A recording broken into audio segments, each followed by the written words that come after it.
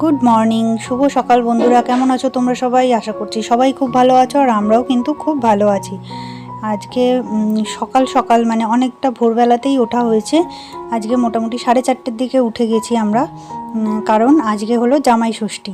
তো ভোরবেলায় যেহেতু উঠেছি, উঠে সমস্ত বাসি কাজ হয়ে গেছে, নিজেরাও ফ্রেশ হয়ে গেছি। আর আমরা যাব হচ্ছে আজকে ছোটো পিসির বাড়িতে। গত বছরেও গেছিলাম, তোমরা সেই ভিডিও দেখেছো। তো এবছরও তার ব্যতিক্রম নয়, এবছরও আমরা যাব। তো যার জন্যে তাড়াতাড়ি করে রেডি হয়ে ভোরবেলায় আমরা কিন্তু বেরিয়ে পড়েছি।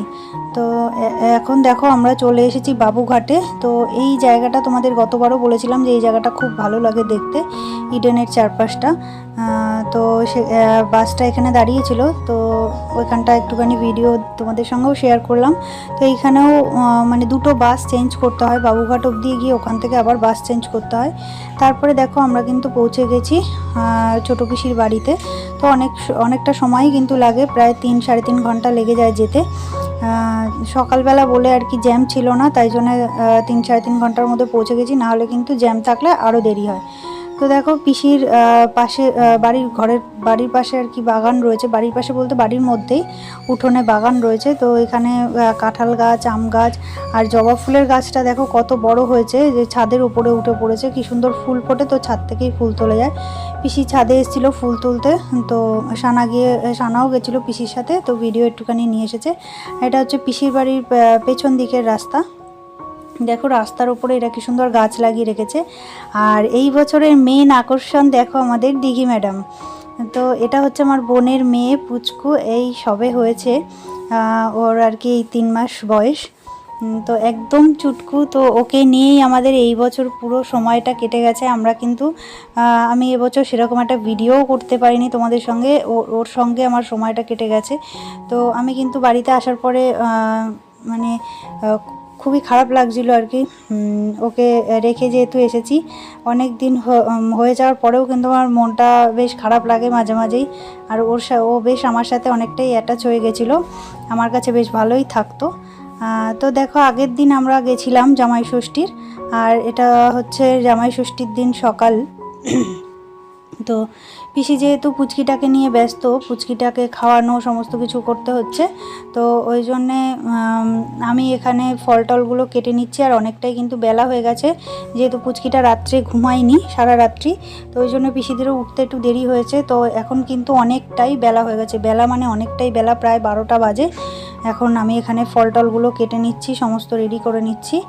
যেগুলো নিয়ম আছে ফলে দিতে হয় সেগুলো, কাটা ফল, গোটা ফল, মিষ্টি, তারপরে ফলার যেটা চিড়ে দই মাখা, সেগুলো সব করে নিচ্ছি।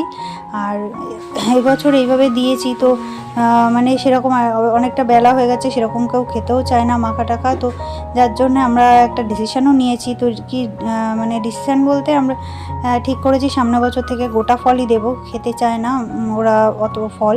তো অনেকটাই কিন্তু মাখাও ছিল, ফলও ছিল, ওরা খেতে পারেনি। আর বেলা যেহেতু হয়ে গেছিলো আরোই কেউ খায়নি।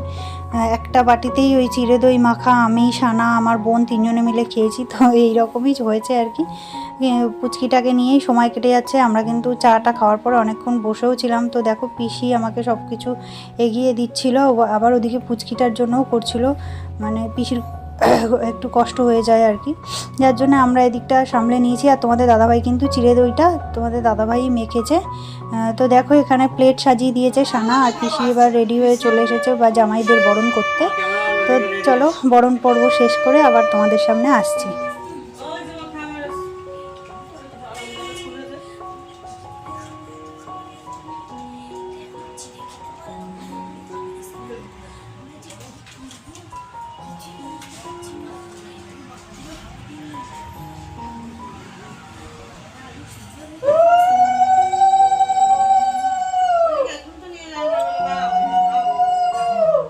পরে নিয়ে যাবো, ওখানে আমি রেখে দাও, আমি নিয়ে যাবো।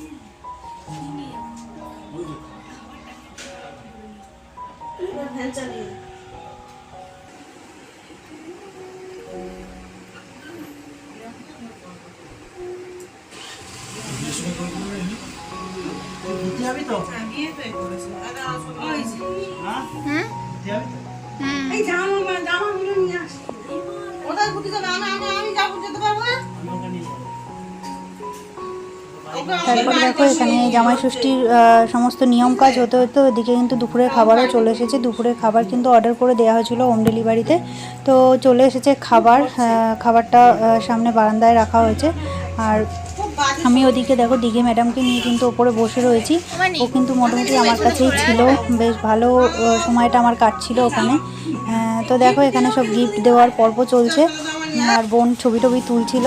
আর দেখো দিঘি ম্যাডাম তাকিয়ে তাকিয়ে সমস্ত কিছু কিন্তু খেয়াল করছে, আর ও কিন্তু সব কথার আনসারও দিচ্ছিল, যে যেটা বলছে হুম হুম করে কিন্তু আনসার দিচ্ছিল। আর তারপরে দেখো আমরা নিচে চলে এসেছি পাখার বাতাসটা নেওয়ার জন্যে, শার্ট যেটাকে বলে, তো সেটা নেওয়ার জন্য আমরা কিন্তু নিচে চলে এসেছি আমি আর দিঘি ম্যাডাম। তারপরে দেখো দিঘি ম্যাডামের খেলা। আমাদের ফলার টলার সব খাওয়া হয়ে গেছে, সকালের টিফিন খাওয়া হয়ে গেছে, আর রান্নাবান্না যেহেতু নেই, তো সবাই মিলে বসে একটুখানি আড্ডা দিচ্ছিলাম। আর তোমাদের দাদাভাইয়ের সঙ্গে কিন্তু দিঘি ম্যাডাম খেলা করছিল। তো দেখো ওর কিন্তু কোনো জ্বালা নেই, মোটামুটি ও শান্তই থাকে, ভীষণ নিজে নিজে খেলতে থাকে, কোনো দুষ্টুমি করে না, ওর কোনো রকম জ্বালা নেই। অনেক বাচ্চা আছে জ্ঞান জ্ঞান করে, কিন্তু ওর কিন্তু ওসব নেই। তো যাই হোক, যার জন্যে ওর সঙ্গে সময়টাও বেশ ভালোই কেটে যাচ্ছিল। আর আমার সঙ্গে গল্প করতেও কিন্তু খুব পছন্দ করে, তো ওর সাথে যেহেতু আমি গল্প করছিলাম, তো আমার কাছেও খুব ভালো থাকছিল। যখন চলে আসছিলাম খুবই মানে কষ্ট হচ্ছিল, আমার চোখ দিয়ে জল চলে আসছিলো।